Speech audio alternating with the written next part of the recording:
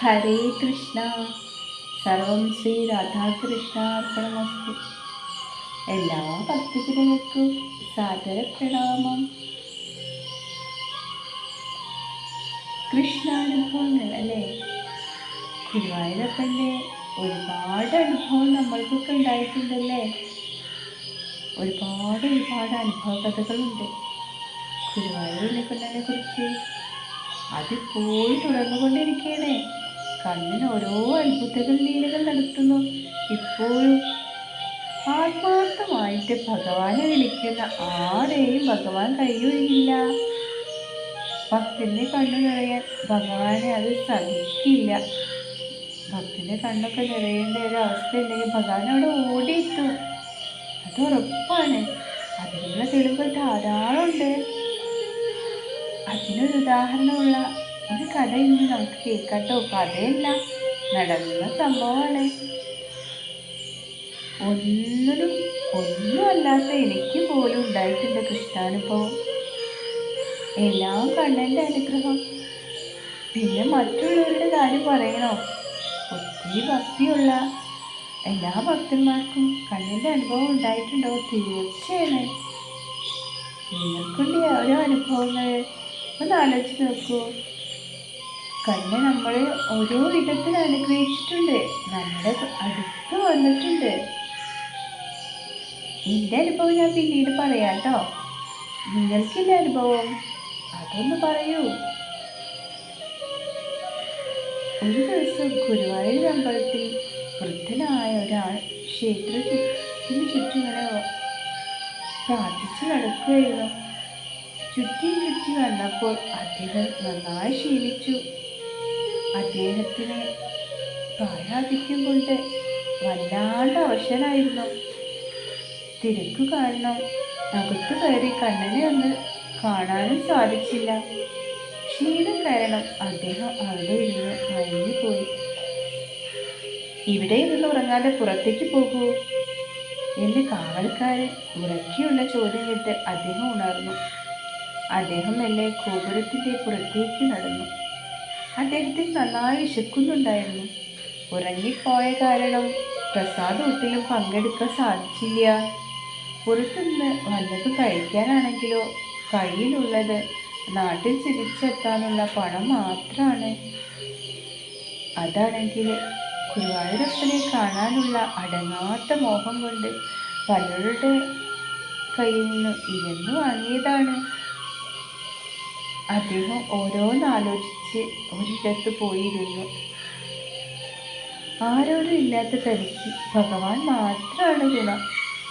പ്രായാധിക്യം മൂലം ജോലി ചെയ്യാൻ കഴിയാതായപ്പോൾ ഭിക്ഷാടനമായി. മാലയെടുക്കാൻ വസ്ത്രം പോലും ഇല്ല. ഒന്ന് തന്നെ എടുത്ത് അതാകെ മുഷിഞ്ഞിരുന്നു. നല്ലതെന്ന് പറയാൻ ഒരു കാര്യവും തൻ്റെ ജീവിതത്തിലില്ല.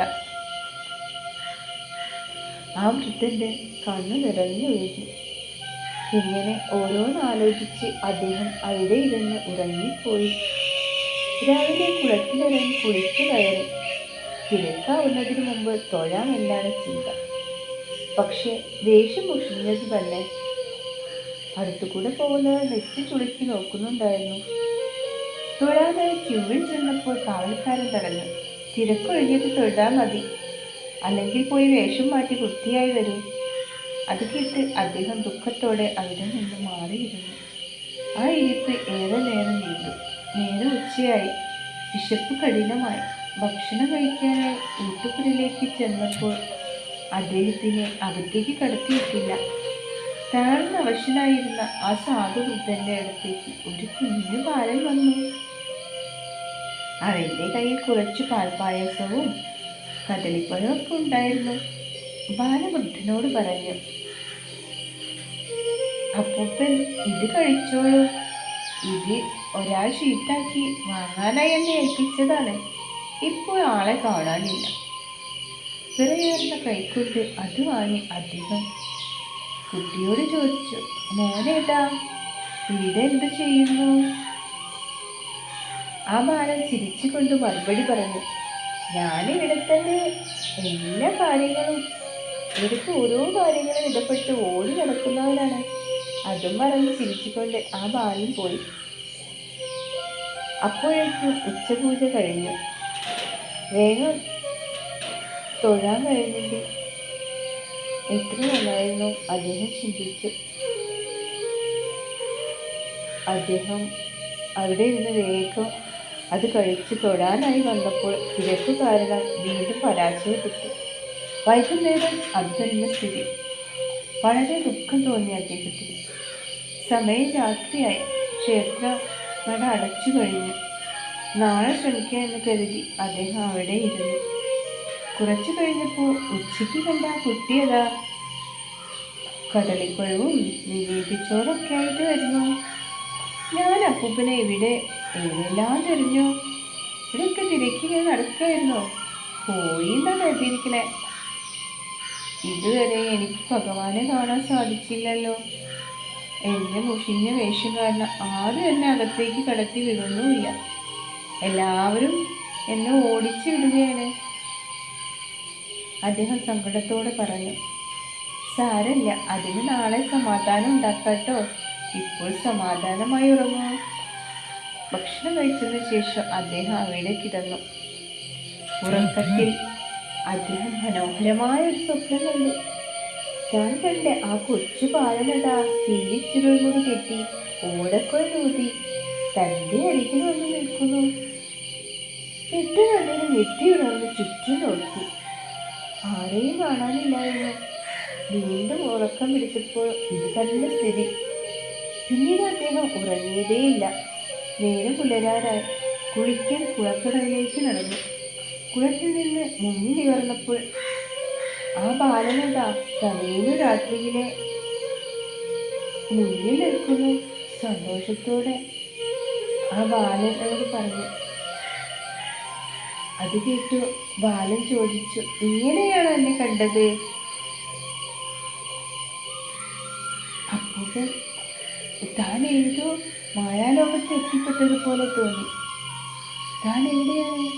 താൻ സ്വപ്നം കാണുകയാണോ? ഉണ്ണിക്കണ്ണൻ അതാ മുന്നിൽ നിൽക്കുന്നു. അത്ഭുതത്തോടെ സന്തോഷത്തോടെ കണ്ണുകൾ നിറഞ്ഞൊഴുകി അദ്ദേഹത്തിൻ്റെ. താൻ എത്രയോ കാലം കാണാൻ കൊതിച്ച കണ്ണനത തൻ്റെ മുമ്പിൽ നിൽക്കുന്നു. താൻ ഇന്നലെ സ്വപ്നത്തിൽ കണ്ട അതേ രൂപം. അദ്ദേഹം നിറഞ്ഞ കണ്ണുകളോടെ ആ പാലത്തിലേക്ക് വീണു. സാക്ഷാൽ ഉണ്ണിക്കണ്ണനതാ തൻ്റെ മുമ്പിൽ. അദ്ദേഹം കണ്ണൻ്റെ പാദത്തിലേക്ക് വീണു. അദ്ദേഹത്തിന് നിയന്ത്രിക്കാൻ കഴിഞ്ഞില്ല. പതുക്കെ ആ വൃദ്ധനെ വിളിച്ച് എഴുന്നേൽപ്പിച്ച് കണ്ണു തുടച്ചു കൊടുത്തു. തൻ്റെ മുന്നിൽ കണ്ണ്. സംശയിക്കേണ്ട, ഞാൻ തന്നെയാണ്. കാലങ്ങളായി കാണാൻ കൊതിച്ചിരുന്ന ആ ആൾ.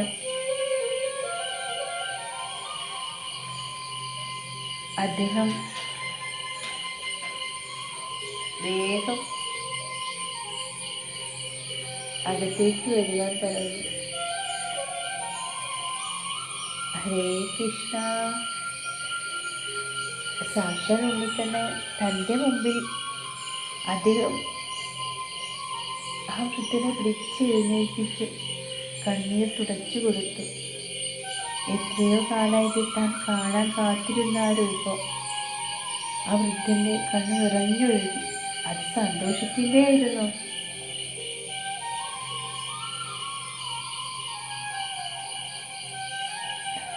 ഹരേ കൃഷ്ണ. ഭഗവാൻ വന്നിരിക്കണേ. ഉണ്ണിക്കണ്ണനായിട്ട് ആ വൃദ്ധൻ്റെ അടുത്ത് അരികത്തിരുന്നു.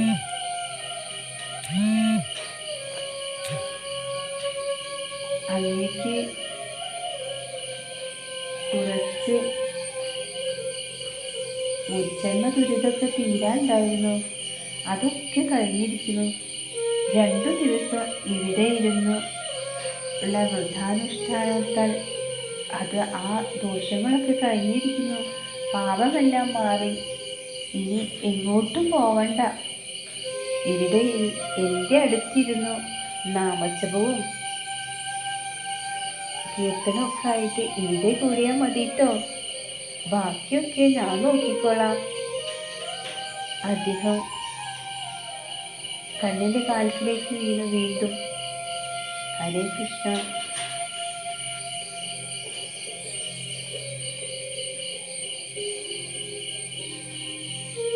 സ്വബോധത്തിലേക്ക് തിരിച്ചു വന്ന അയാൾക്ക് ഒന്നും മനസ്സിലായില്ല. താൻ കണ്ടൊരു സ്വപ്നമാണോ മിഥ്യയാണോ? അദ്ദേഹം ചിന്തയോടെ കുളക്കടവിലേക്ക് ഇരുന്നു. അപ്പോഴേക്കും മേൽശാന്തി അദ്ദേഹത്തെ തിരഞ്ഞെത്തിയത്. തലേന്ന് രാത്രി ഉറക്കത്തിൽ ഭഗവാനെ ഒരു നിർദ്ദേശം തനിക്ക് തരികയുണ്ടായിരുന്നു. തിരുമേനി പറഞ്ഞു, വെളുപ്പിനെ കുളക്കടവിലേക്ക് ചെല്ലുമ്പോൾ അവിടെ ഒരു വൃദ്ധനുണ്ടാവും. നിർമ്മാല്യത്തിന് നട തുറക്കുമ്പോൾ പുതിയ വസ്ത്രം ധരിച്ച് അദ്ദേഹം എൻ്റെ മുമ്പിൽ ഉണ്ടാവണമെന്ന് തിരുമേനിക്ക് ഒരു അരുൾപ്പാടുണ്ടായിരിക്കുന്നു. പുതിയ കസവുകളുടെ വേഷ്ടിയോ ഒക്കെ ആയിട്ട് ആ വൃദ്ധനെ കാണാൻ തിരുമേനി വന്നതാണ്. കുളിക്കടവിൽ നിന്നും അതീവ തേജസ്സോടെ കയറി വരുന്ന ആ വൃദ്ധനെ കണ്ടു. ഭഗവാനെ നേരിൽ കാണാൻ സാധിച്ച ആ വൃദ്ധൻ്റെ കണ്ണുകൾ ഉഗ്രമായൊരു തേജസ്സോടെ തിളങ്ങുന്നുണ്ടായിരുന്നു. മേൽശാന്തി ആ വസ്ത്രം അദ്ദേഹത്തെ ഏൽപ്പിച്ചു. വേഗം അകത്തേക്ക് വരുവാൻ പറഞ്ഞു. പുതിയ വേഷ്ടിയെടുത്ത് തൻ്റെ ഭക്തൻ വരുന്നതും കാട്ടി കാരുണ്യവാരിധിയായ ഭഗവാൻ കാത്തു നിൽക്കുന്നുണ്ടായിരുന്നു. ഹരേ കൃഷ്ണ. സർവം ശ്രീ രാധാകൃഷ്ണ അർപ്പണമസ്തു. ഇതിലൊക്കെ പുണ്യം വേറെന്താണ്? ഭഗവാൻ നമ്മുടെ കൂടെ തന്നെ ഉണ്ട്. എപ്പോഴും വിളിക്കൂ, എപ്പോഴും നാമം ജപിക്കൂ. ഹരേ കൃഷ്ണ ഹരേ കൃഷ്ണ കൃഷ്ണ കൃഷ്ണ ഹരേ ഹരേ, ഹരേ രാമ രാമ രാമ ഹരേ ഹരേ. ഇതിന് സമയമൊന്നുമില്ല കേട്ടോ. നമ്മൾ ജോലി ചെയ്യുമ്പോഴായാലും എപ്പോഴാണ് ജപിക്കാം. കണ്ണ് നമ്മുടെ കൂടെ അല്ലാതെ എവിടെ പോവാൻ? വേറെ ആരുണ്ടെങ്ങനെ? സാക്ഷാൽ ഉണ്ണിക്കണ്ണനല്ലേ ഇതൊക്കെ സാധിക്കൂ. ഏത് സമയത്തും പ്രാർത്ഥിക്കൂ. കണ്ണ് നമ്മളോട് എപ്പോഴും ഉണ്ടാവും. ഹരേ കൃഷ്ണ. സർവം ശ്രീ രാധാകൃഷ്ണ അർപ്പണമസ്തു.